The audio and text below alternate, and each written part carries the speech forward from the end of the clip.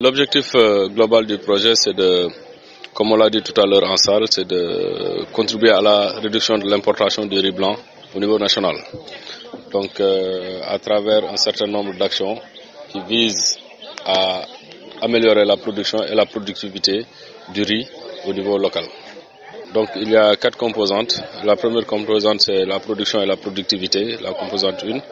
Donc, c'est là où nous travaillons avec les partenaires de mise en œuvre pour améliorer vraiment la fertilité des sols, améliorer la qualité des semences, assurer la disponibilité, en tout cas, bien améliorer les aménagements hydro-agricoles et mettre en contribution aujourd'hui tous les facteurs de production utiles à une bonne croissance. La composante 2 aussi, c'est la structuration et l'organisation de la chaîne de valeur au niveau des acteurs. Donc je pense que là aussi c'est un intrant important pour quand même l'atteinte des objectifs, parce que qui parle de structuration, parle de connaissances techniques, de pratiques, etc.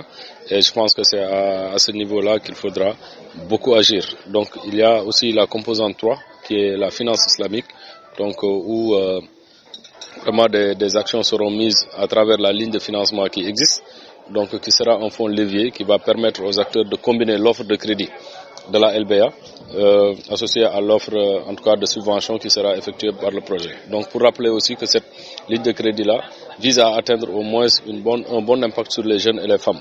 Donc dont plus de 50% de ces crédits qui seront accordés seront orientés vers les femmes et les jeunes. Donc il y a la composante 4 qui est la coordination du projet. Voilà, ce sont des partenaires qui sont indispensables dans les actions qu'on est en train de faire. Aujourd'hui, l'ISRA est en train de travailler avec le projet pour assurer la disponibilité des prébases. Donc qui c'est prébases, donc on va vers les semences certifiées. Donc assurer la disponibilité en quantité et en qualité.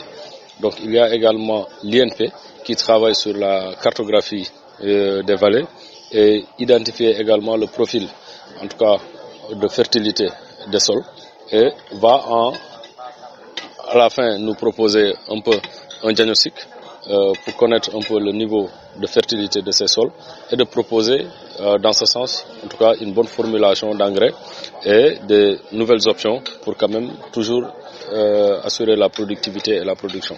Oui, en termes de production, nous n'avons pas fixé d'objectif spécifique en termes de volume de production, mais comprenez que l'objectif c'est d'augmenter les productions de 2-3 tonnes à 4 tonnes au niveau des vallées, 4 à 5 tonnes pour les variétés hautement productives.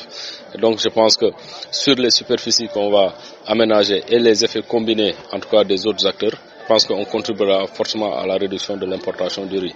Donc en d'autres termes, on va assurer la disponibilité du padier pour les riziers, on va assurer la disponibilité des semences certifiées de qualité pour les organisations de producteurs et par conséquent la disponibilité du riz blanc sur le marché.